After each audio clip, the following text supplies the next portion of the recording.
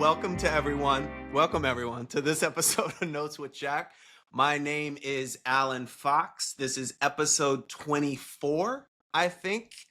And I'm here with the newest cast member of the third season of Lisa Kudrow's hit show, The Comeback. And his name is Jack O'Brien. Hello, everybody. Yes, don't touch that dial. He's telling you the truth. I know. A door opened and I went through it.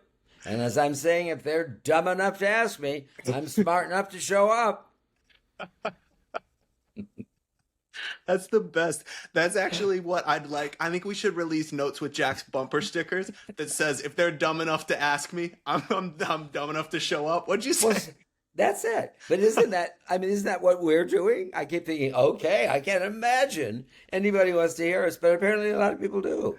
Dude, I think it's the best. And I would do it if no one was listening. Just to sit Me here too. with just to Well, sit we here have with done it. We have done it with no one listening. Just to sit here with headphones on and talk to you. Yeah. But briefly, so we actually haven't released the episode yet, because we actually recorded a secret episode after your table read. I don't know if I don't even know if we can talk much about your role or anything, but because they say like details are kind of under wraps is what the press release said. So we're trying to be very careful with this. But I could give people who know the series. Yeah. Maybe I could give one sort of significant thing that is not going to screw anybody up. That lovely gentleman, and I never knew him. Who played Mickey is somebody, Robert Morris. Can't remember the first name. I think that's right. He's a lovely man, and I think I said this. He was Michael Patrick King's acting teacher, I think, when he was a kid. Yeah. Anyway, he played her hairdresser, right? Mickey, and a much beloved character in the series. People adore him. Just quickly, because when people listen to this, they probably will not have heard the table read episode. So just quickly for everyone catching up, Jack has been cast in the third season of this new Lisa Kudrow show called The Comeback. Jack as an actor. Our esteemed directing masterclass teacher has now been cast as an actor at 86 years young to play Lisa Kudrow's hairdresser in this upcoming season of The Comeback. Right. And we're gonna what was his name? I heard you say Robert Michael Moore was the beloved actor who played her hairdresser, Mickey. Mm-hmm. Yeah. And he was almost in every shot. And he was behind her fussing with her hair. And he was very gay, had a lot of jewelry. He was funny, as sweet as he could be. Sure. The poor gentleman died when they went off the air. Yeah. And so what to do? And so they think, he was very prevalent. And so when I was interviewed by Michael Patrick King about, do I want to do this? Yeah. And my response was, I think it said, does the bucket list mean anything to you? Because Houseman had acted, which we'd spoken about. So your mentor, who we've talked about before, John Houseman, had basically kicked off an acting career at like 73. I think so, surely. Okay. Maybe a little older than that. Won a Tony. Won an Oscar. Won an Oscar. Okay. Before Orson Welles, his much beloved, hated partner in crime, before Orson Welles got his. Yeah. So basically, you're on the path to win an Emmy, is what we're saying. I'm surprised I'm on the path. Right. Anyway, so he said because this gentleman was much beloved, they didn't want to find an actor that people would say, "Oh, it's there. Oh, it's Tony Hale." Yeah, I know. They didn't want to do that. Yeah. They wanted someone no one had ever seen. You believe it? Sure. I mean, you cannot see that as a compliment. I think I keep talking to myself about it. Anyway, but he saw this commercial that I did for Playbill. Yeah. This recitation, it was about 50 minutes long, which was a sort of trip through my own career, improv, and he flipped over it, and he sent it to Lisa, and she said, "Yeah, that's the guy." Because they didn't want it to be the same character. Yeah, so of course. So they have written it so that Mickey and I were friends. Yeah. never emotionally involved. Yeah. But we toured together and we got into hot water together. And there's a Sure. couple funny, cute things that I get to Yeah. tell her about Yeah. the past. But I'm a different character. I'm not in every shot.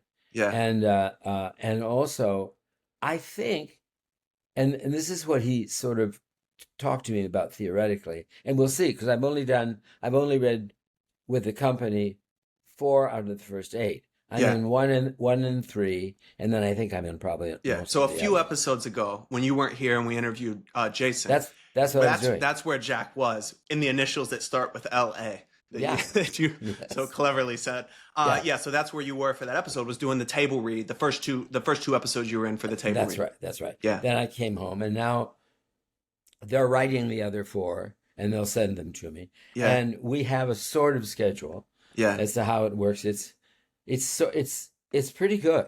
Yeah. I mean, I go out. Jeremiah, you should correct me if I'm wrong about this. I go out and do one. I arrive shortly after we open Sound of Music. Yeah. I go to Los Angeles. I do a rehearsal. I have a day of rest, maybe a fitting. Then there's a day of shooting, and then I'm done. And then I come home for a few days. Huh. Okay. And then when I go back, I go for a sort of substantial chunk of time, like 3 weeks or something. Got it. And then I'm out of there. Yeah. And they finish without me, which is lovely. And nice.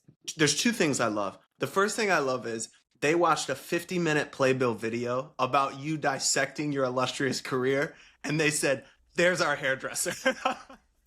Who has no hair. Which is amazing. And the second thing I love is I'm going to be in LA for those months as well that you're out there. So basically, Notes with Jack is going west. We're like that episode of the Lucy and Ricky show where they drive out to Hollywood. And now I've got a part for you because I'm going to cast you as my driver. Oh yeah, you're gonna. Well, I'm seeing about getting my license tomorrow. Getting a little cap. Yeah. The whole deal. Dude, it's so funny and it's so amazing. And so just so everyone knows, like, tune in. We're gonna keep doing Notes with Jack every week, so they'll be able to hear about at 86 years young, you going through your first big TV debut as an actor, which is just, I don't know, it's incredible. And if they haven't listened to it yet, well, maybe you can put the episode number in the thing. You acted once with Christopher Walken. We've told that story. Maybe we'll post that clip on the internet and stuff after this, which is one of your better stories. 1969. 1969. The very beginning. It's the first thing I ever did. Yeah. And what do we love to say? Time is a circle, man. You're back. Oh, man, you got to stop. You're back. You're back. You're back. Anyways, okay, well, why don't we jump into the Sound of Music then? You told me you've done some full rehearsals? Or full previews? We are finishing tomorrow the residency here in Manhattan. The producers, all of the producers are coming to see it. Yesterday, I did two run-throughs on Saturday, the complete show. So we've done massive work quickly. And what's happened, because I've got these wonderful associates who independently over the last 10 years, I mean, Danny Mefford, who's my choreographer, his associate is with us. Matt Lenz, who's been my associate since, I guess, Hairspray.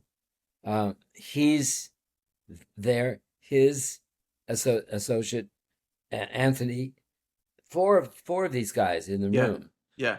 All of whom have done various restagings. Right. And given the notes and that. So I'm surrounded by people. It's really interesting. Yeah. Because I'm surrounded by people who love the piece, who love this production, and who have credibility. They know exactly what to do. No, you cross there. She has to stand over there, because it has a lot to do with how the show moves. Sure. It's a huge show. Yeah. And it's a lot of people, and it's a lot of beautiful scenery. And so, you can't just throw it up. Right. You have to sort of work with the design you have, and that's what we've been doing. But we just started Act 2 last Monday. And then we got to the point where we put it together, or started working together through the show on Friday, and got through it. Wow. And there's this massive change at the end, which we will not, I don't want to spoil it. We can't spoil the ending. No, it's incredible, though. Yeah. Complete retelling of the tale. Yeah. And I don't think anyone's ever done this. I'm sure they have.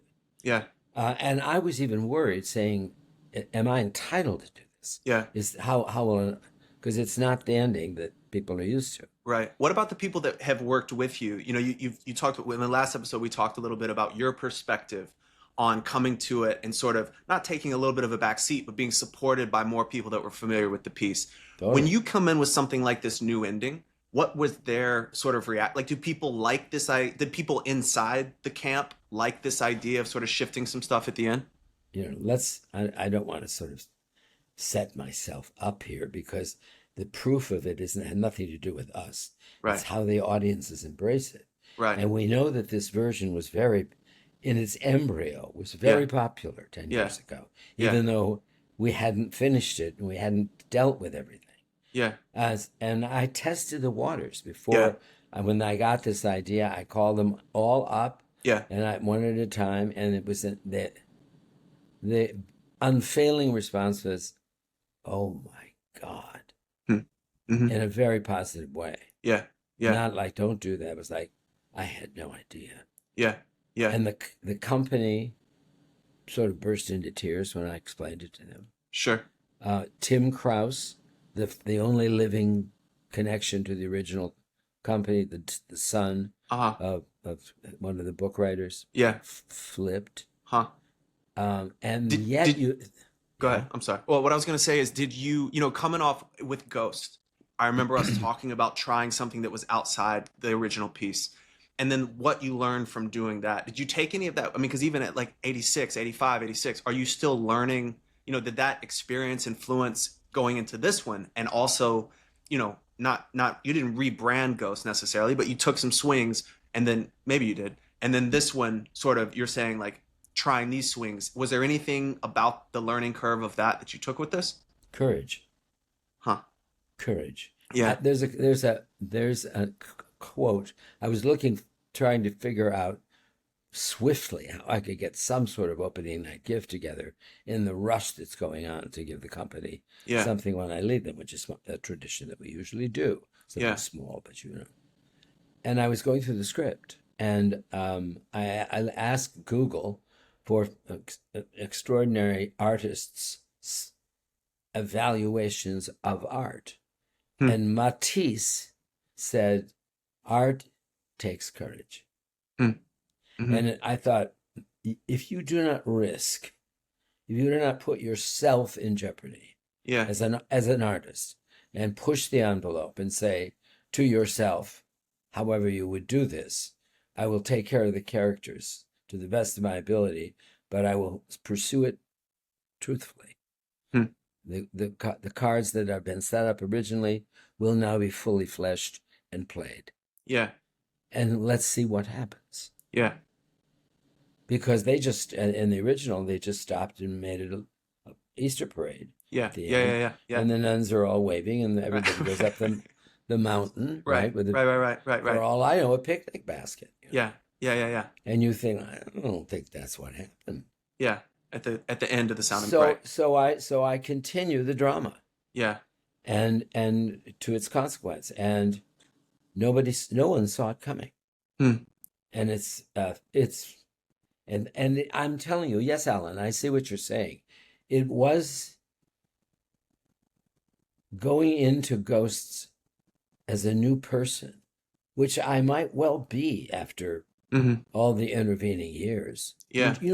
You don't, as I'm fond of saying to people, fall in love with change. Yeah. Because change is the only permanent thing in life. Yeah. Everything else is up for grabs. Yeah. But we know that things are going to change. Yeah. The weather, love. Yeah. Also, your clothing. Yeah. The pets. Yeah. Everything's going to change. Yeah. You go back to a place that you had a wonderful holiday. It's not that place anymore. Yeah. Yeah. So somehow, what happened to me over the spring? Yeah. Exposing myself to Shucked and to Ghosts and to Sound of Music, I'm looking at a kind of creative mirror and trying to find myself in it. Yeah. And Matt Lenz, my beloved associate, before we started working, showed me a clip from Boise, Idaho, 10 years ago, where we huddled to put Sound of Music together. Yeah. And I looked at this. Have we talked about this?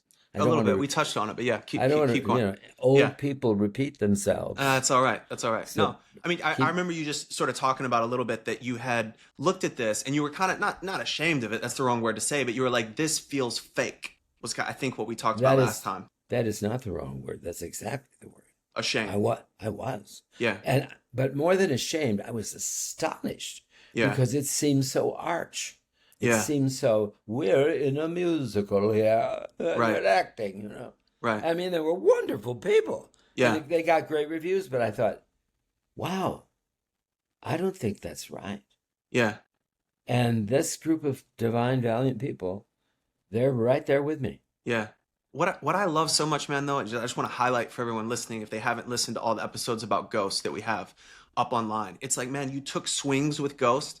Some of them worked. Some of them you had to go back when the audiences came to shift. But what I love so much is at 86, that didn't scare you. And it's like you said, getting back to Courage, that didn't scare you from taking a big swing with this. And you told me that the producers saw the first sort of like full run-throughs in the last day or two. And Yeah. I'll let you take over because they were glowing.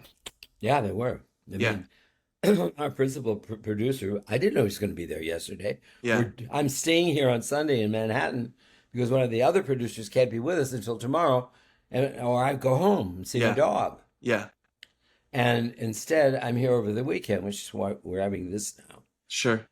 And I didn't expect him to be there. Jane Greenwood, who's my brilliant costumer at 93, Right.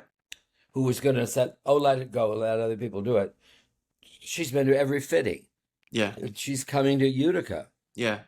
with the designer Doug Schmidt, who's also, I think, maybe a year or two older than I am. We're going to be the oldest people who ever walked into a theater, or maybe rolled into a theater. Who knows? Yeah. But Yeah. she was there. Tom Watson, who's been a long associate, who does the hair and the wigs. Yeah. They were sitting there. Yeah. So those three people saw this run through, two run throughs that we did yesterday, and they were blown away. Yeah. I mean, really blown away. Yeah. And we're not there yet. We're not remotely there yet. Yeah. I've got another 10 days out of town, and I'll continue to work with everybody to refine it. But we're very excited because it's not your grandmother's Sound of Music. Yeah. And when you move, all the good stuff is there. This gorgeous score and the reasons that people love it. Yeah. That's all there, but not this way. Yeah.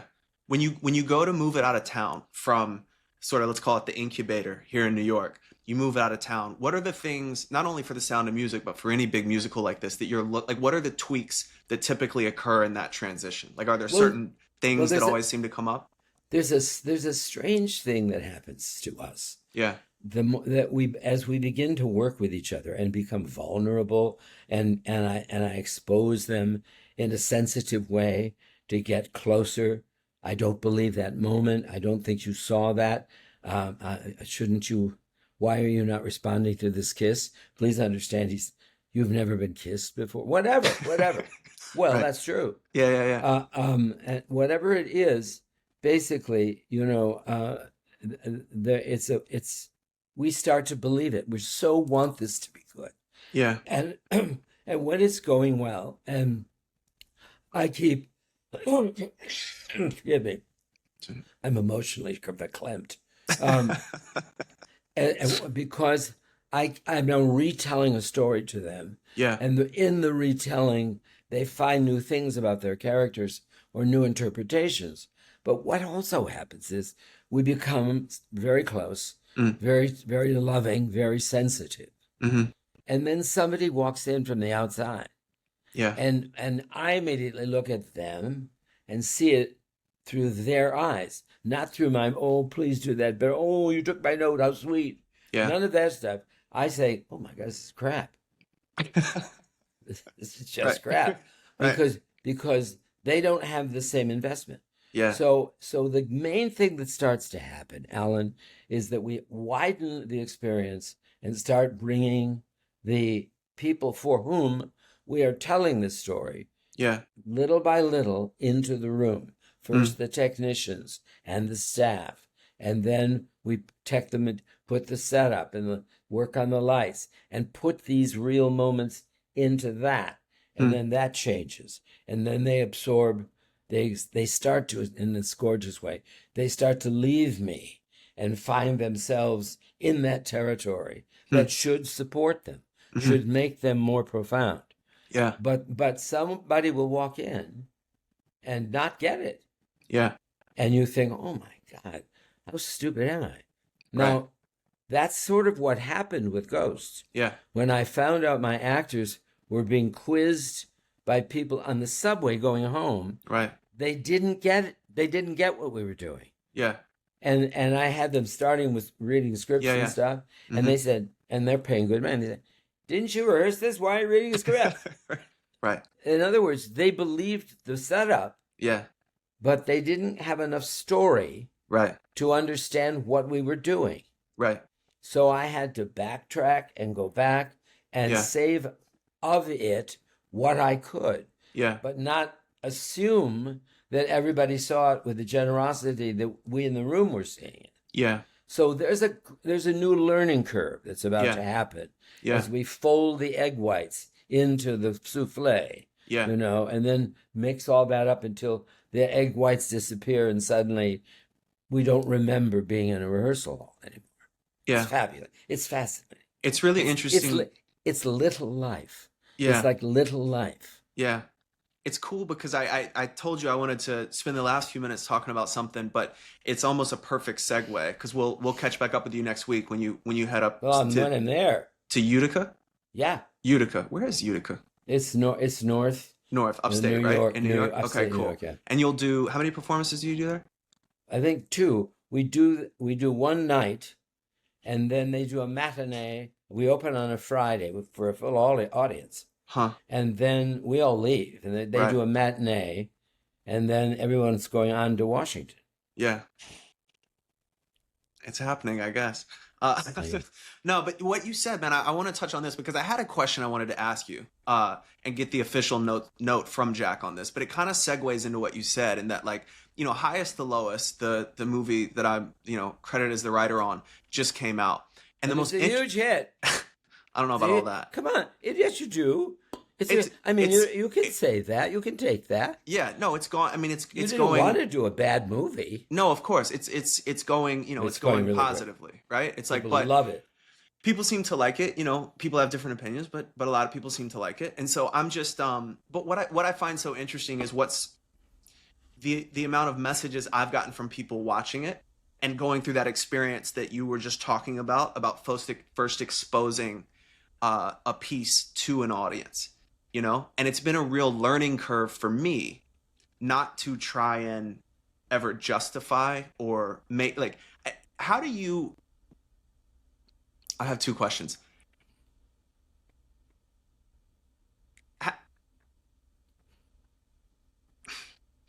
Actually, what I wanted to ask you was this. What's been most interesting for me coming out of it with something like this, and I was curious if you ever had a moment like this.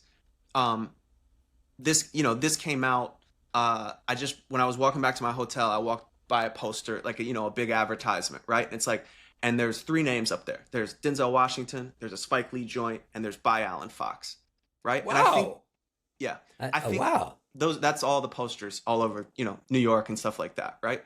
And I know how grateful I should, you know what I mean? Those are 2 of the biggest names probably in the history of Hollywood. Yeah. I know how grateful and thankful that I am, and both how grateful and thankful I'm supposed to be.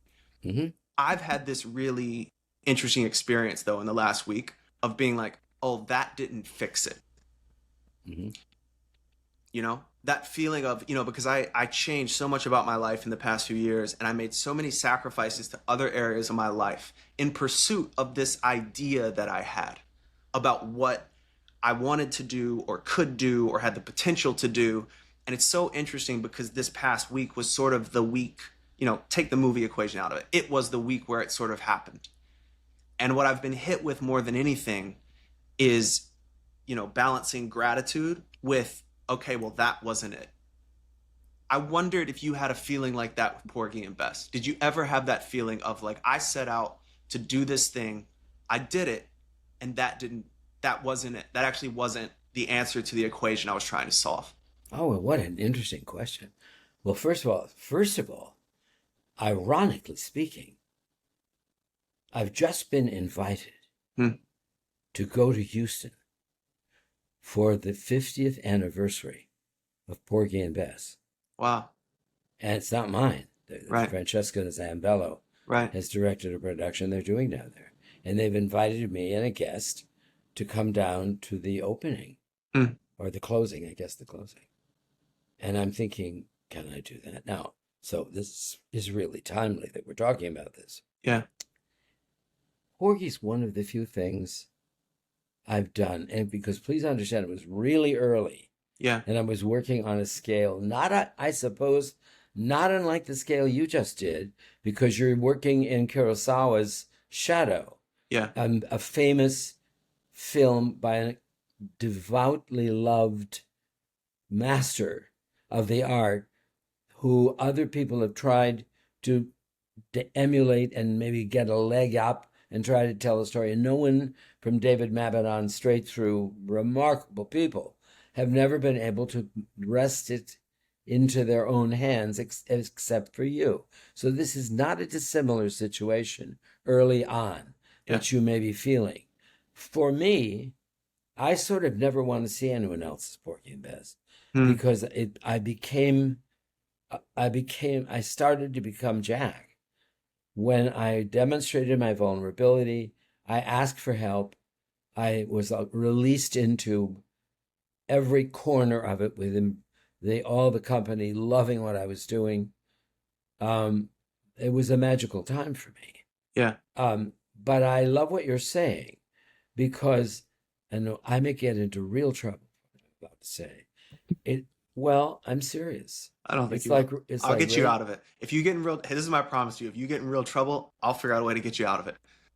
It's like raising a child. Yeah.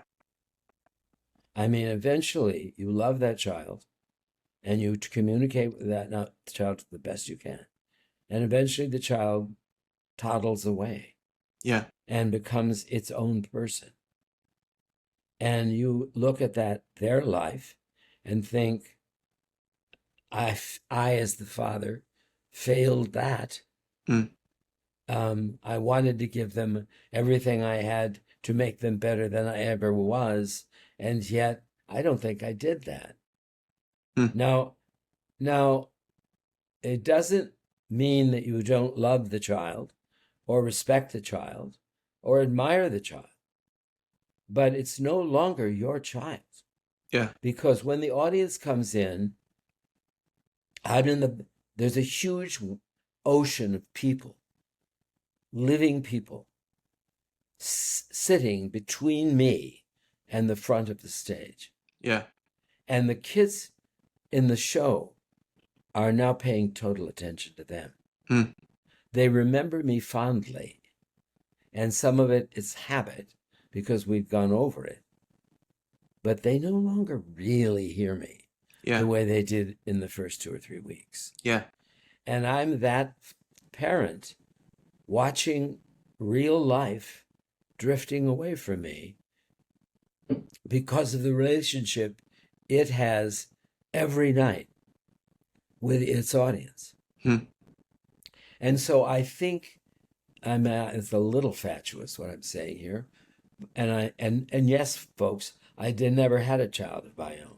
But if you don't think my passion for the time I spend on these pieces with these people is parental, you're nuts. Yeah.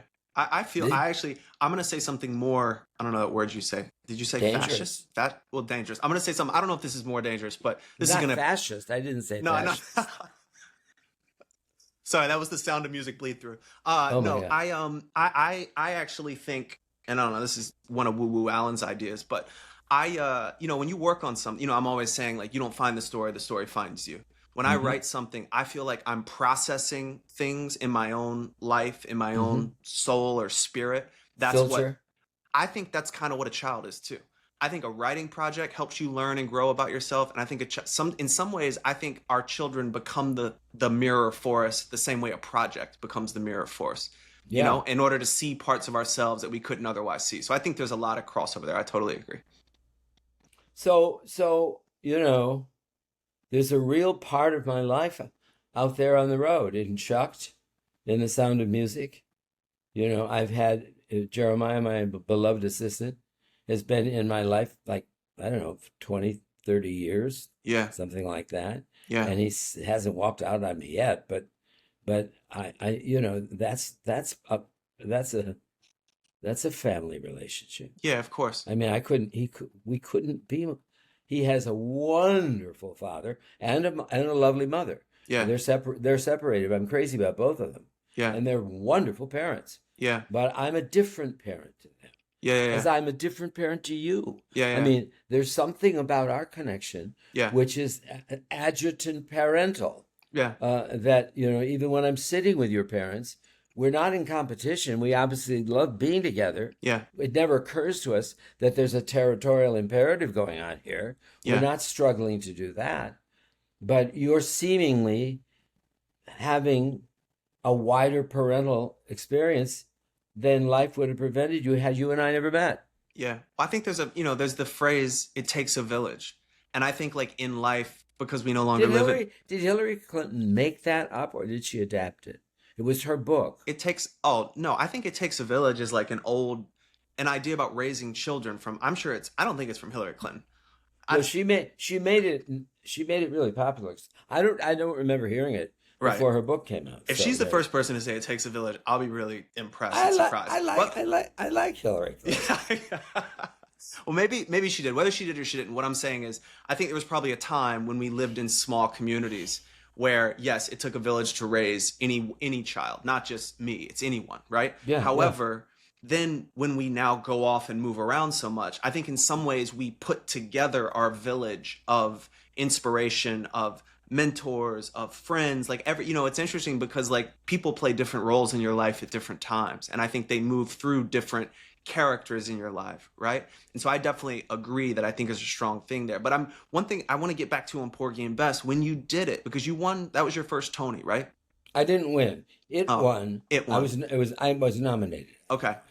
Did it, but when it happened, because that was your first big Jack is here. It delivered my career. Right. Did it feel like, do you remember what it felt like after of being like, that's the thing I've been working towards. Now what?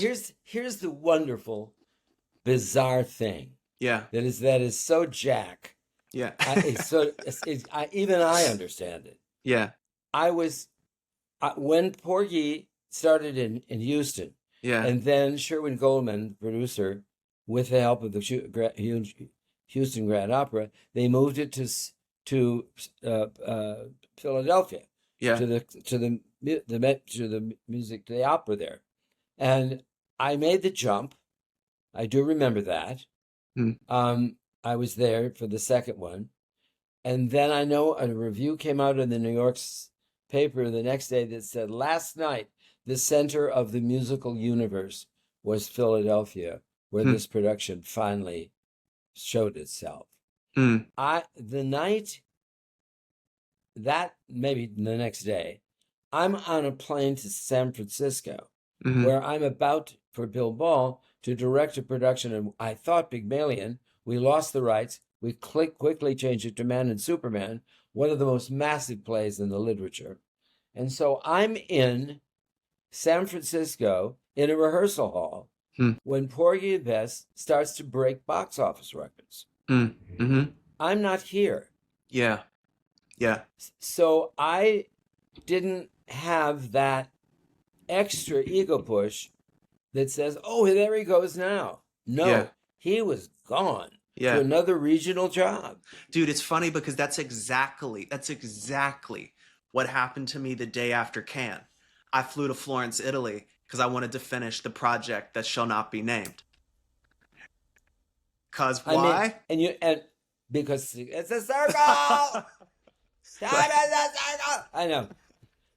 But also it saves us from the contamination of praise. Yeah. Because it's happening somewhere else. So you acknowledge, gosh, it's got it's making money. Gosh, the reviews are really good. People really love it. My goodness, there's a line around the block for tickets, but you're 3,000 miles away, and it could be a fairy tale that you're telling yourself. What you don't have is that thing of puffing yourself up and saying, well, yeah, God damn it, it should be. Yeah. You don't have it because you're working very hard on another show. Yeah. And it's not going very well. Yeah. I think what I'm taking, it's funny though, because what I'm taking from this note with Jack is what I'm struggling with is not the praise. What I'm struggling with is the emptiness of like, oh, this is it. Oh. Do you know what I mean? And that's sort of more what I mean. And I think, I remember after Cannes, which was at, mid-May, when I went right to go work on the project that shall not be named and finish that. Now I don't have another thing. And I think this thing came out. And so I'm just walking around New York. Postpartum depression. Yeah, man. I'm really. It is. No, I know. To bring it full circle to your. I mean, we're not women, and how shocking that we should even put ourselves in the same league. But it's not a dissimilar trope.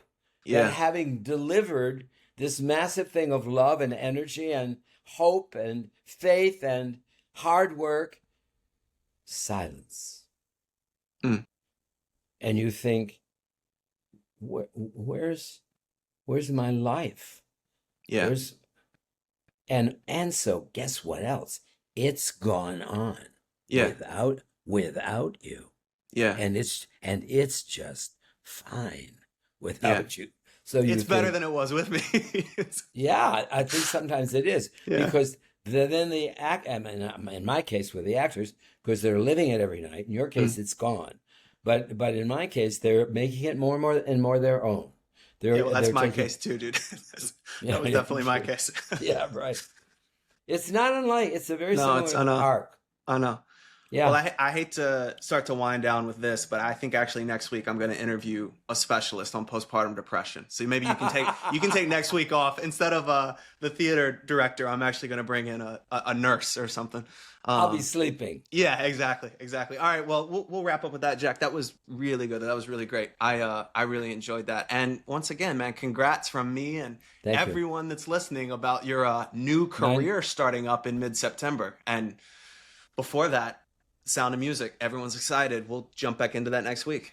Here he goes. Wait, because I'm curious. How did Man vs. Superman turn out at ACT? Not Man and Superman. Man and Superman. What am I going to do with you? Dude, I don't know. George Bernard Shaw. It's fabulous. It was great. That's what I needed to hear for the project that should not be named. No, it was. No, it was me against this massive thing. Yeah. Not unlike what you're going through with the project that cannot be named, because you've gone from an intimate situation to a large canvas. Yeah. And that's what I went from, a large canvas to a large canvas. Yeah. But I went from an operatic size music to one of the most searingly difficult and witty, intelligent basketball games that's ever been staged. Yeah. I mean, that's a play with this section, Don Juan in Hell, in it, which is very often extirpated and played by itself as an evening. And I did it all. We did all of it. I cut it, but because dude, if that's not the most Jack O'Brien thing I've ever heard, to go from this soaring operatic opera to literally a play where people take parts out because it's too much of a heavy muffin. That's really funny. I know, it really is. And the thing is, obviously, I thought, to me, it was a day's work. Yeah. That's what I was supposed to be doing. So, dude, that's why 50 years later, I wanted to start a podcast with you, man, because you're that guy. Your fault, not mine. Yeah, I know. All right. Thanks, Alan. Thank you. Thank you. We love you. We'll talk to everyone soon. Thanks. All right. Bye-bye. Bye all.